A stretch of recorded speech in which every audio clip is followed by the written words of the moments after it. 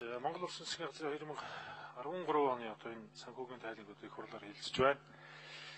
За засгийн газарт их гишүүд маань асуулт асууж үгүй хэлж байна. Ер нь бол тэгэхээр хангалтгүй байна уу? Тэгэхээр хариуцлагагүй үл тоомсорлсон байдлаар одоо хандах хандлага бол газар авсан. Энийг зогсоохгүй байгаа нь бол туйлын хариуцлага. Үнэхээр харамсалтай. Хилээд үг авахгүй. Алдаануудад ч уулнууд их хурлын гишүүд нь бүгдээрээ дор үрнэл хилээд яриад салбарын сайдууд нь бас яриад хилээлээд өдрөөс үг аавна гэж байхгүй их хурлынхаа дээр гараа суучихсан. Хяналтын механизм нь ажиллахгүй. Хууль хяналтын одоо биелүүлж байгаа байдал нөхцөл байдлууд нь одоо хангалтгүй. Энэ хамгийн том жишээ бол Чингис Бондны их усүрээс энэ улсын төсөвт одоо суулгаагүйгээс үүссэн олон асуудал бол араас урж гарч байгаа. Одоо энэ хөгжлийн банктай холбоотой асуудал, энэ улсын төсвөөс гадуур явж байгаа асуудал, энэ өөрөө ардаасаа байнгын одоо хардалт, байнгын олон асуудал үүсгэж энэ одоо бодлооныг бол тарьж байгаа нь бол үндэс нь инээ. Тэгэхээр харин аудитын газраас бол гишүүд ч бас хэлж байгаа нь сайн ажилласан байна. Өшөө сайн ажиллах хэрэгтэй. Өшөө сайн ажиллаад шахаад өгч хэрэгтэй. Засгийн газрыг засгийн газар шиг ажилдаг хэмжээнд нь аваачих хэрэгтэй. Чадахгүйгоо сайдтай хариуцлага тооцох хэрэгтэй. Тэгээ бид нар нэг хариуцлага тооцно гэж нэг их хурлын чуулганы энэ дээрээс яриад ерөнхий сайд нь хамгаалаад байдаг. Өрн нэмэгдээл байдаг. Асуудал нь улам өвжраад байдаг. Ард иргэд нь ядуураад байдаг.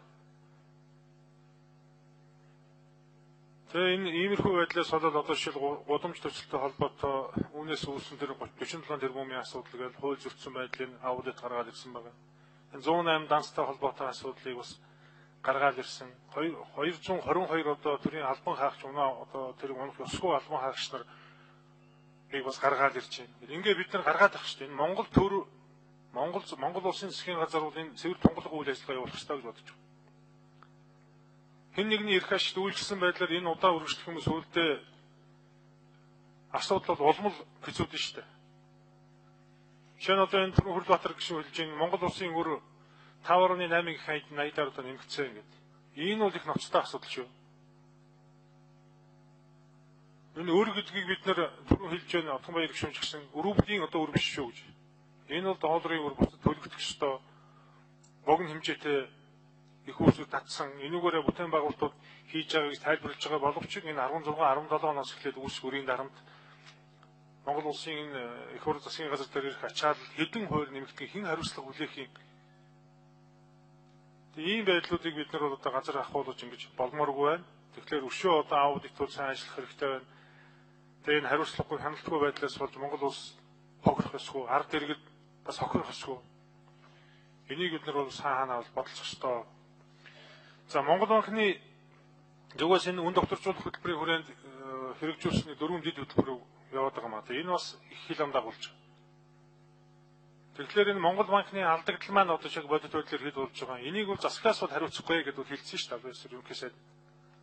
Тэгэхээр энэ алдагдал өөрөө хэн хариуцах ёстой? Энэ засгийн газрын үйл ажиллагааг дэмжиж үн докторжуулах хөтөлбөр гэж гаргаж ирж явуулсан байгаа шүү дээ. Тэгэхээр энэний асуудал дээр бас бид нэг эргэж харж бодолцох ёстой гэж бодож байна. Энэ төв банктай холбоотой асуудлыг зүгээр одоо засгийн газрын төв банка нэг тодорхой хэмжээнд ажлаар нь дэмжүүлжээ. Тэгээд энэ Монгол улсынхаа төв банкаар ингэ тоглоод иж болохгүй л дээ.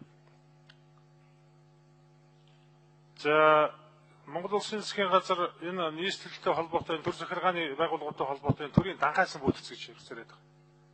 Энэ төр захиргааны зардал бас хэрэгсэрж байна уу? Энэ дээр бас бид нэр өшөөсөн ажиллах ёстой. Аудит гэсэн энэ дээр ахаад бас сайн ажиллах ёстой гэж би бодож байна. Ер нь бол энэ аудитын газраас гаргаж байгаа тоо баримтуудыг өшөө нэгтлээд шахаад өгөх ёстой. Энэ төсвийн зардал нэмэгдээд байгаа нь бол ерөөсөө энэ Улаанбаатар хот дээр одоо нэмэгдсэн байгаа энэ төр захиргааны бүтэц томорсон зардал нь нэмэгдсэн сүүлдээ бүр дүүрэг хороод орсон. Энэ дээр бас бид нэр хэмнэлт бий болох талаас энэ бүтцийг сомхон чадварлаг ийм одоо боловсон өвчнөр хангах ийм байдлаар авч явах ёстой. Аливаа одоо юу гэдэг нь төрийн албан хаагч буюу албан тушаал гэдэг нь шагналынх биш сүүлдээ халамжийн албан тушаал гэж болмооргүй шүү дээ.